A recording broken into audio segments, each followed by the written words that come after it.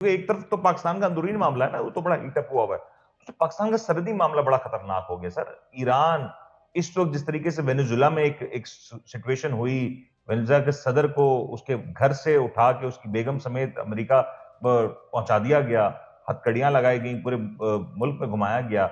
अब ईरान के बारे में यही हो रहा था कि ईरान में एक इंतशार है, वहां पे एक अवाम का सैलाब है और चीजें आउट ऑफ कंट्रोल हैं।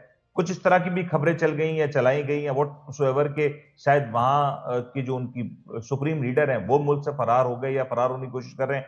सडनली अब ऐसा हुआ कि चीजें कंट्रोल में आ गई। ईरान में हो क्या रहा है और ये पाकिस्तान के लिए कितना आम है?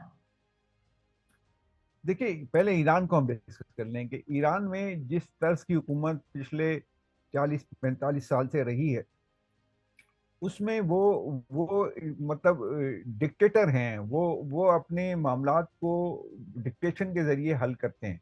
जी। उनको पता है कि उनके अवाम उनके साथ हो ना हो, लेकिन उनकी जो फौज है, पासदाराना है, वो उनके 100% जो है वफादार है। वो उनके जरिए अपने सारे कवानीन को, सारी अपनी पॉलिटिकल जो अप्रोच है उसको वो नाफिज करते हैं, और वो उसको मामलात को कंट्रोल करने की कोशिश करते हैं।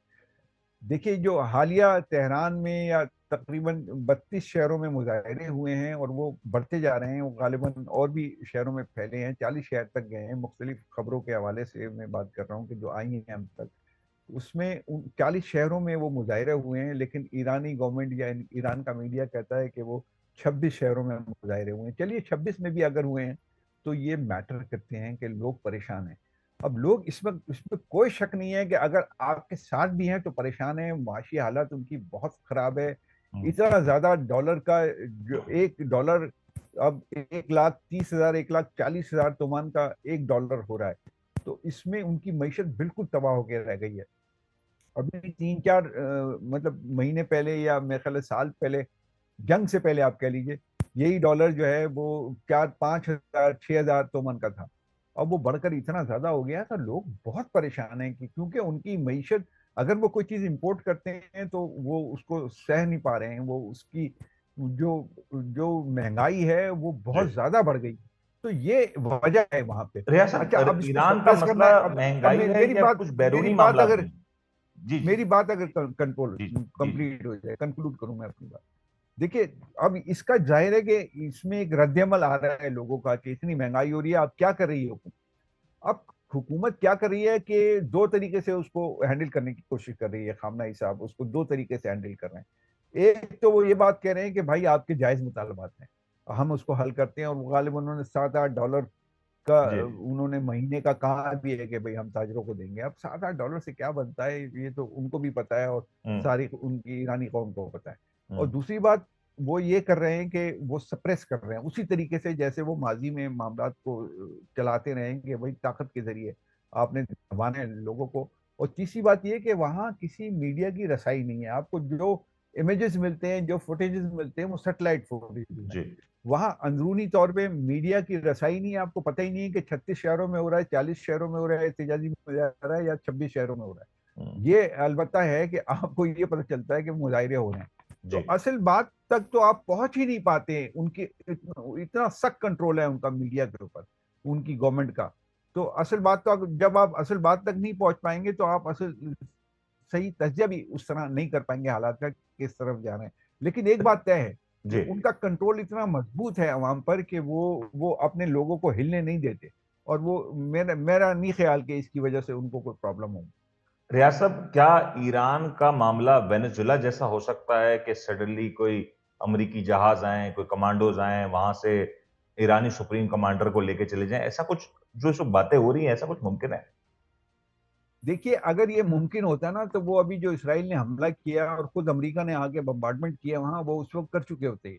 हम्म। ये इतना आसान काम नहीं है। ईरान एक एक पावर है, एक नेशन है वो भाई, और 12-13 करोड़ की आबादी का एक मुल्क है। बड़ा सही। मुल्क है, पाकिस्तान से रकबे में बड़ा मुल्क है। जी। तो आप ऐसे मुल्क को कैसे आप इस तरीके से कैप्चर करेंगे या उसके लीडर को उठा के ले जाएंगे। और फिर दूसरी बड़ी बात ये कि ईरान से अमेरिका का फासला हजारों मील का है भाई।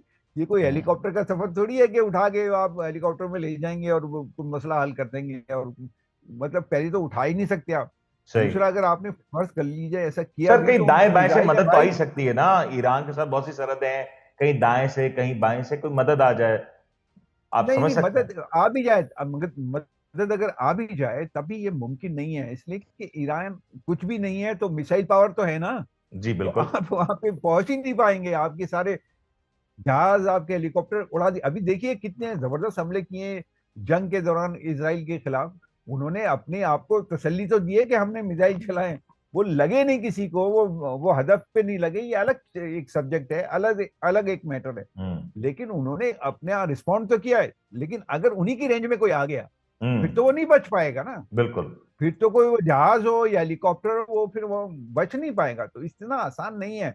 ये मीडिया की हद तक ये वार्म अप करने के लिए, लोगों की तवज्जो इधर से उधर हटाने के लिए इस तरह की बातें हमारे मीडिया के लोग करते हैं। लेकिन मैं नहीं समझता कि इसमें कुछ दमखम है कि खामनाई को उठा के ले जाएंगे। मजाक है यार, वो एक पावर है, वो एक नेशन है।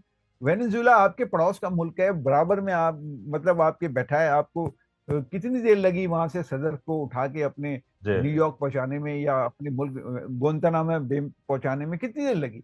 वहां से उठा के फिर अपने घर ले जाने में कितनी देर लगी उनको? लेकिन यहाँ से आप उठा के ले जाएं उनको, कोई मजाक नहीं है।